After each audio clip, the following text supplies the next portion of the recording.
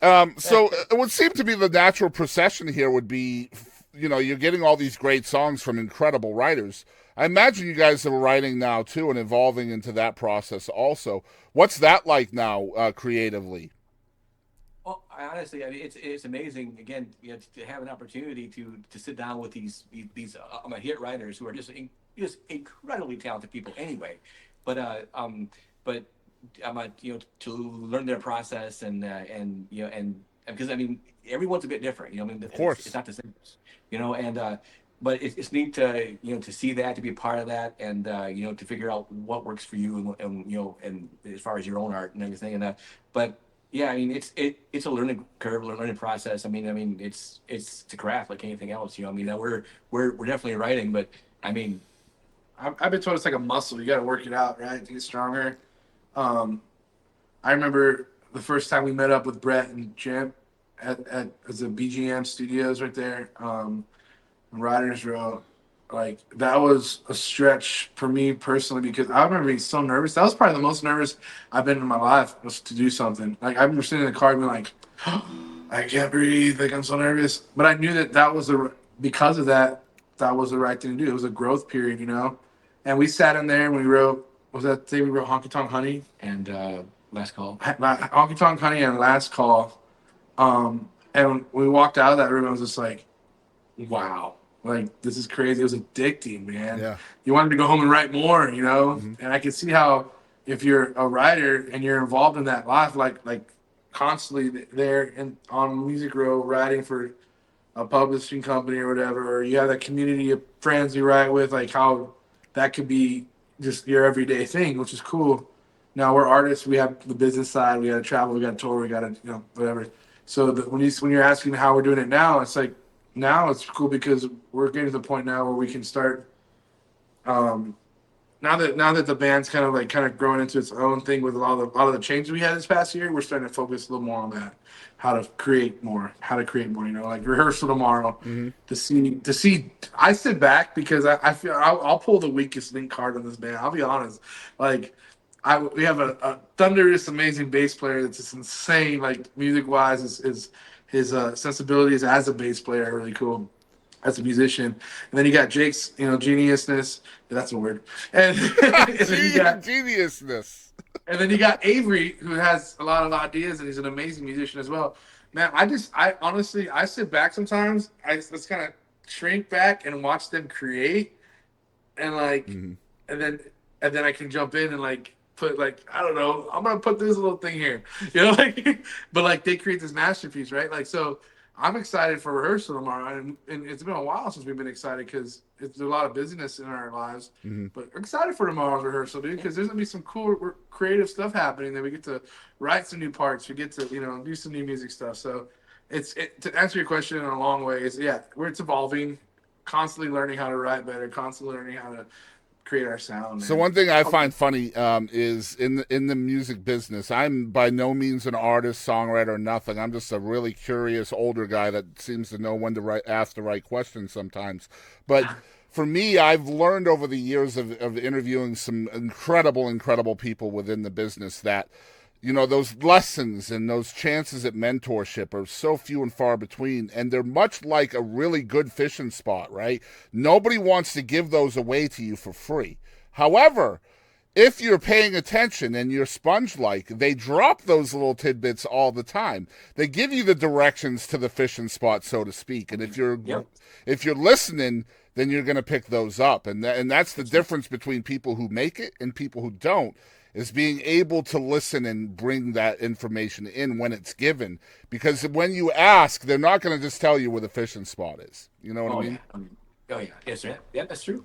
Oh yeah. Yeah. Does being bilingual help you? Does that give you an advantage creatively with your music? I don't. I wouldn't call myself bilingual, Chris. No, I'm what they call a coconut in my community. Brown on the outside, kind of white on the inside. Right on the inside. Okay, so he said it, not me. All right, Ah! all right. No, I grew up. I grew up in a cool culture where, uh, I guess I say cool culture, but in a culture where it was like Spanish. Like I didn't want to do. I want to be American. I don't want to be speak Spanish, I had to learn it to speak to my grandma. All she speaks is Spanish. My dad's side still. They're from Mexico and everything. My grandpa, well versed. He was a teacher here for 40 years, but my grandma still to this day. It's hard to have a conversation with her. Like it's very like it's cute or whatever because it's like, hi grandma, hola mijo, you know, like Hmm. ¿Cómo estás? Bien. You know, It's very old like a Spanish. hi I've never grandma, had a bye few grandma conversations. in the same sentence, right? Yeah, yeah. Yeah. And but playing mariachi and growing up in San Antonio, I mean, I understand Spanish. You know, I'm very proud of where I come from. You got to learn it, and I think as I'm getting older now too, I'm just getting better at the language again. It's a really hard balance. I'm not gonna lie. I mean, if you want to get into it, talking about the bilingual thing. I mean, as a band right now, um, uh, Well, I imagine I don't those know how to put it. ingredients are helping you reach ears that Well, it you is, normally but wouldn't. you have to be very careful because we don't want to be ever read that line of pandering, you know, to something Yeah, just to, yeah, I feel you know what that. I mean? Yeah. It has to be genuine, and also I want people to understand personally that this is a band, you know, that there's multiple backgrounds than just sorry, multiple backgrounds than just the Hispanic background that I have. We joke around, I'm like, Jakey, we got to throw an Irish jig in there or something, you know, or like. Yeah, I don't see water dancing being a very very popular show. But it has helped, man. I mean, some of our biggest songs that we got on our Spotify Wrapped is like Mas Tequila. Hmm. That song, you know, brings the energy. It's a fun song, but I mean, the only Spanish in that song is Mas Tequila. It's the we put out our kind of like a digital release of our own version of Drinking Problem by Midland, Hmm. the Brindemos version, which is a Spanish English version. And that always gets a great response when we do it live, you know, for dancers to come out. And then live we do a tribute to Vicente Fernandez, which is he's one of the catalysts of mariachi music. Right. If you don't know Vicente, he was an international influence.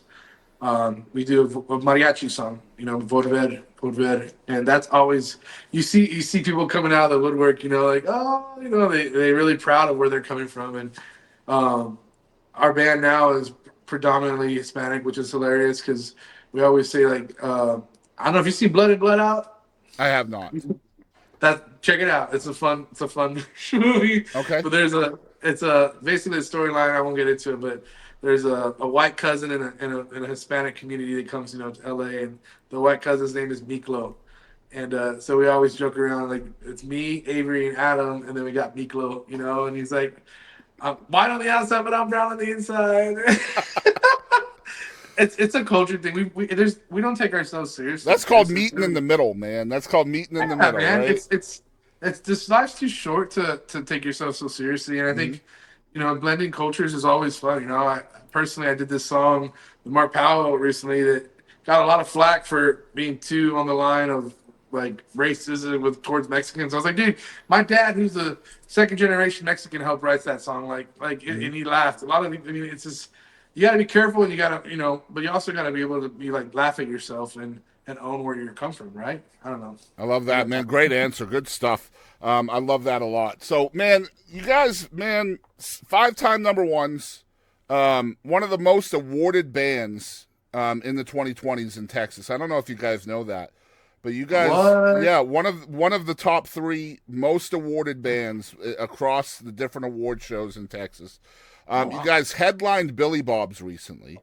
Um, Rico has not one but 2 songs on the Texas charts right now as a guest, essentially. Right? You talked about the Mark Powell one. I'm also Yeah. the Charlie Pride cover as well. That's also on the charts. Yeah. Um, man, busy, busy, busy, and making noise. Is there a validation point here somewhere for you guys? Have you guys reached a point where you're like, wow, look at this stuff that's happening to us? No. It's crazy, No, I man. mean we're very very grateful, and certainly we don't take it for granted. But I mean our heads are down, just try and try and move forward. And Yeah. not even trying to be like a hard like oh, heads are down. Like no, it's serious, man. This is our lifestyle. I think awards are great. I think they're something that you can like look up and be like, oh, cool. So something's happening, and you can kind of gauge of where things are going, right? It's a barometer. Barometer. It'll let you know you're going in in the right direction. But again, one of the best hillbilly shamans with our friend David Lee once said, music, this life, it's a journey with no destination. Yeah. Mm-hmm. Love it. It's a journey with no destination. And it's a matter of how long you want to be on that journey. And I think, and I'll manifest this, and it can be here on this podcast. I was just talking to Jakey about this before. When we're selling out Red Rocks, and we're still going to be like, I don't think we made it there, bro. Yep. Somebody once said on this podcast that reflection is for those that aren't doing it anymore. Oh, yeah, there you go. Ooh, Like that. Yeah, Like that's that. a great one. So gotta love that. Before we get into the second song that you guys are going to do for us today, which by the way is not anywhere, and we, they talked about this earlier about putting stuff out there that you shouldn't do, and they're doing it today for us. So huge blessing. Thank you for that. How do you guys feel your sound has evolved since you relocated to Texas from your Michigan days? Wow, that's interesting. Great question. Great question. It's interesting because I think it's become a little more progressive, maybe a little aggressive, but still, Texas country based with the fiddle. It's just interesting because as Rico had mentioned, over the last year, there's been a lot of change in our camp, and whenever you introduce new musicians into a project, I mean, it's going to sound different. I mean, everything that you've done before will sound different in some capacity, So, but I think along with just mindfully trying to put out the kind of music that we're excited about and proud of, like a lot of our older stuff. I say older stuff. That's weird. It's older though. It's Yeah. like 7 years old. Our older stuff. I mean, it seems to harken more of like a '90s country feel, which is we all love that for sure. Yeah. And that's still a part of who we are, but we're definitely beginning to introduce heavier elements. Just elements. Not just to kind of push the envelope a little bit. Yeah. But yeah, without being too cryptic, I'm sorry. It's I'll expand on that just a little bit. It's like I personally feel like we got to the point where it's like we're gonna do us. Like we want to be who we're gonna grow into who we are. When we first moved to Texas, there was a big thing to fit that. Like we want to do Texas music. Texas. Listen to our first EP, Locked Up in Love, like Plainview. A lot of the stuff was Texas, really Texas heavy. Plainview, another Bernie Nelson song. Yeah. Oh yeah. Yeah, all those. The thing is, and there's nothing wrong with that. We're proud of that. We're proud of this. I mean, I'm still a proud Texan. I wear a Texas music shirt today. But I think right now we're at a point where it's like, as a creative artist, you can't be afraid to do. Like, remember Zach Brown had his the Dr. Jekyll, Mr. Hyde album he put out. Yep. And people were like, "What is this? What are you doing? Where's where's my chicken fried and all that? Like, you're not a country artist. Where's our country music?" And then I remember in a Rolling Stones article, he said, "I'm not a country artist. I'm an artist. And if you're a fan of us, you'll embrace everything we put out. And you'll be there on that ride because it's not going to be like this forever. It's going to change. It's going to evolve. And when we come out with another kind of, if it's a different genre or something, it's still us, but it reflects a part of our soul and our spirit and our heart. Yeah. It's different, And so I think that's where we're at. It's like we still love the Texas country, still in that 90s vein. It's very country still, trust me. But right now, we're starting to grow and play with some different elements, different color palettes. And honestly, at the end of the day, if you're a true fan of the artist, then you're going to be more objective to whatever art they release to you as a listener. Yeah. And that should be the advantage of kind of going from one style, one genre, one whatever to another. Those people that are going to be objective for you are the ones that matter the most anyway to you as an artist, I would imagine, right? Yeah. I think honestly, I think that that I mean it's a fine line, Chris, and I between being true to what